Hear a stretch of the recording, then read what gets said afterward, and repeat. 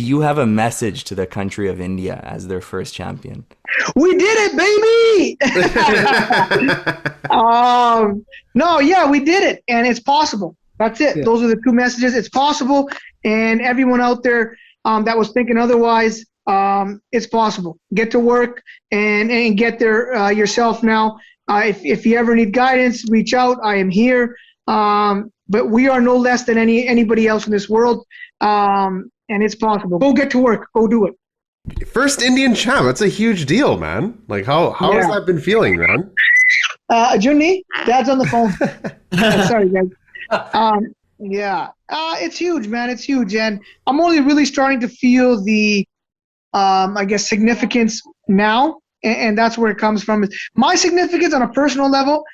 I wanted to be a world champ, period. The fact I can be the first and represent my roots makes it extra special. Mm-hmm. And to me, why that's special is it's in the history books forever. It doesn't matter what happens moving forward. It's there forever. No one can take that from me. No. And that's special for me, for my kids, for their kids. They'll know someone in our family did this. And that legacy piece is very important for me.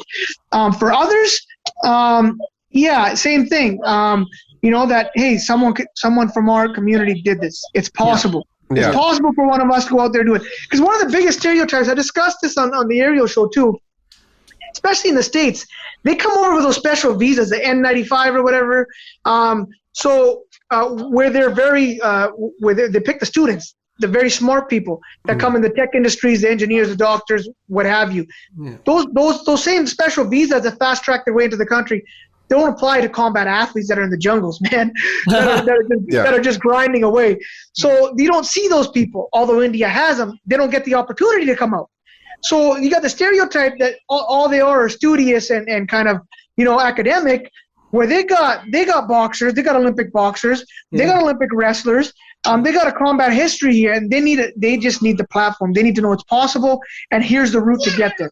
And that's what I'm excited about, to see what that's going to look like. What are you going to do? Open up your own stable of fighters? The world's our oyster right now, Manny. I'm getting a lot of requests, man. Yeah. We can run our own shows. We can manage guys. We can do whatever we want, man.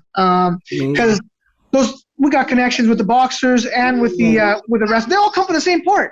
It's all in the north, right where I come from. It's weird how that happens. So the boxers are from a place called Little Cuba.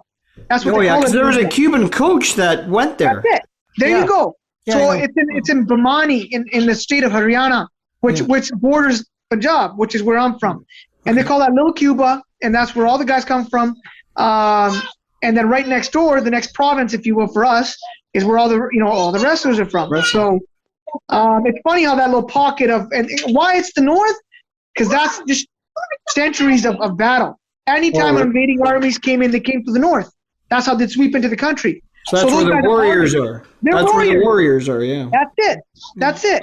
Whoever lived, they were strong enough to live. So over years and years of battle, they're hardened. Yeah, so it's genetics.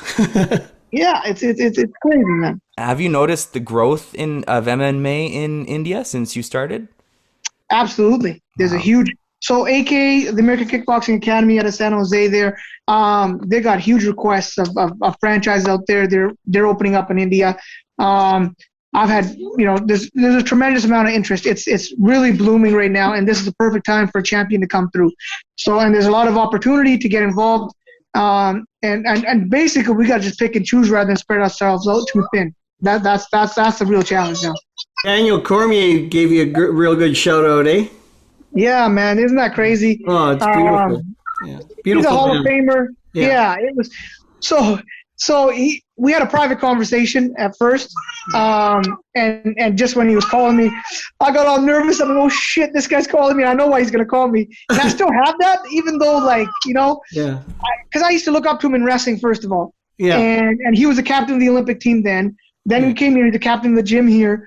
So he's always sort of been my senior. You know what I mean? Yeah. And then when he called, he just shared we shared a moment for sure. And then he ended the call. We reminisced about the whole journey. Yeah. And then he ended the call with welcome to the club. Yeah. And that meant a great deal to me, And he said, get your ass down here and bring the belt down here when you're coming too. So that's the next step. Jerry Tremble. Yeah. Jerry Trimble was a bad motherfucker. Golden Boy. That's what they call Atlanta's Jerry Trimble. He hails from